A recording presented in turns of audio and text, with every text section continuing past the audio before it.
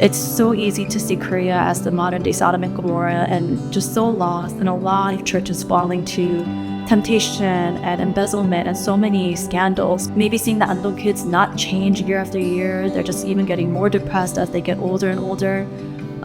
Even in my own heart, just wondering what my purpose is, and I'm trying to understand how God is trying to use me.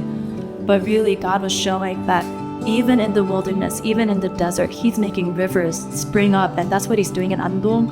And I believe that He's doing that in the graduates' hearts as well. A lot of them are very far away, but they will continue to come and see us. And I think part of it is because they know that there's something good here. It's just hard for them to believe in it. But the fact that they keep showing up year after year, even after they've graduated, is just so hopeful to know that their hearts are slowly opening up to the gospel.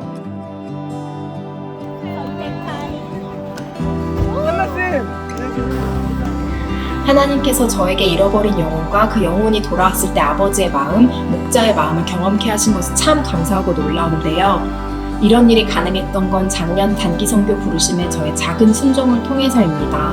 그리고 그 순종은 올해 저를 또 그 자리에 옮겨다 놓았습니다. God is faithful and He is doing this work, but I've also seen through this trip and in previous trips that it's the body of Christ that is accomplishing the work, and He wants to involve us. And I think back to 16, 15 years ago, 현이 언니, 영호 오빠, Elder Sean, Director Sora, like all these people who've been on this trip. And if you guys remember, we carried immigration bags through the street, making that loud sound, and getting in taxis, hopping in, no one speaking the language. Phones weren't as ubiquitous back then. Taking bags upon bags of VBS equipment and gifts.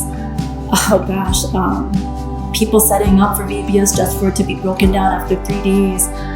It seemed like so much effort, but I do want to say that all that effort with all of you who have joined us in the past trips, it is all coming to fruition, and we're just so blessed and honored to be able to witness all that effort coming through, because God is just using every single one of you to keep planting seeds in their hearts.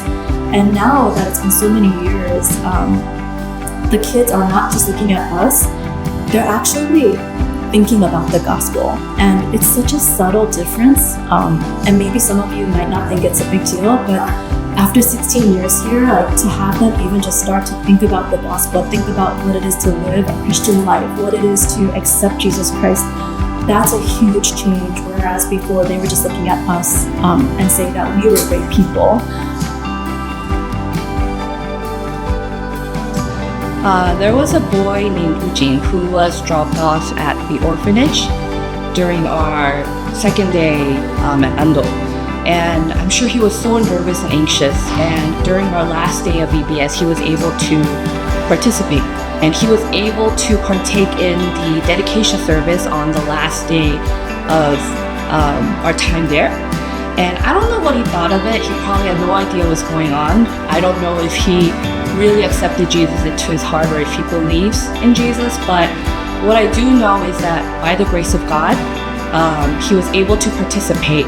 He was able to hear His word. He was able to pray and be prayed over. And I believe and cling on to the hope that in God's time, all of these seeds planted in his heart will really grow and bear fruit.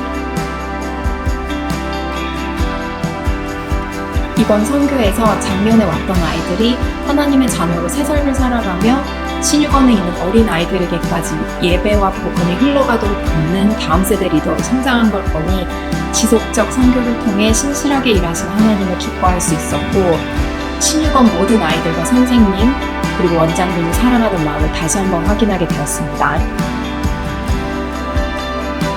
And so I really want to challenge the church to continue on this relationship, and in the same way, whatever ministry you're a part of, in whatever way that you've been ministering to that one person through cell group leading, attending cell group, it's not a solo effort, it's the entire church.